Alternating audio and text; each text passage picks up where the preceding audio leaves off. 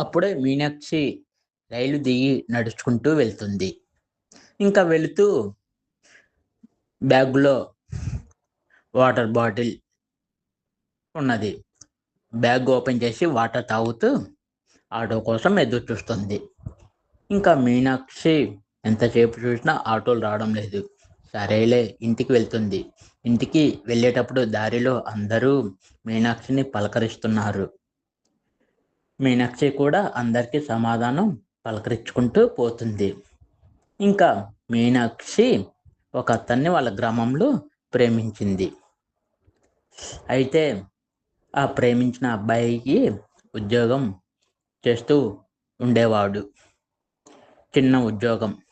మీనాక్షి హైదరాబాద్‌లో ఒక పెద్ద ఉద్యోగం చేస్తూ ఉండేది.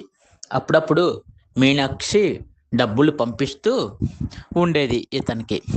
ఇతను కూడా చాలా హ్యాపీగా ఉండేవాడు. ఇంకా ఏమైందంటే మీనాక్షి ప్రతిరోజు ఇతని గురించి ఆలోచిస్తూనే ఉండేది హైదరాబాద్‌లో. ఇంకా అలా ఇంటికి వస్తున్న తరుణంలో ఆ అబ్బాయికి హైదరాబాద్‌లో ఉద్యోగం వచ్చిందని తెలిసింది.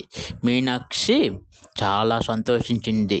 సరేలే ఇంటికి వెళ్తున్నా కదా! కొద్ది రోజులున్నాక మళ్ళీ హైదరాబాద్ వెళ్తాను అనుకున్నది. సరేలని అలానే అనుకుని హైదరాబాద్ వెళ్ళింది. ఇంకా హైదరాబాద్‌లో ఆ అబ్బాయికి ఉద్యోగం లేదని తెలిసింది కొన్ని రోజులకు. అప్పుడు మీనాక్షి చాలా బాధపడింది. వీడు ఎందుకని ఇలా నాకు చెప్పాడు అని. సరేలే అతను ఇంకా సారీ, నాకు ఉద్యోగం లేదు, నన్ను క్షమించు అని చెప్పాడు. అయ్యో! ఉద్యోగం లేదా? సరేలే అని ఏదో ఉద్యోగం చేస్తున్నట్టు ఉన్నాడు. ఇంకా ఉద్యోగం చేస్తున్నట్టు ఊర్లో జనానికి చెప్పాడు.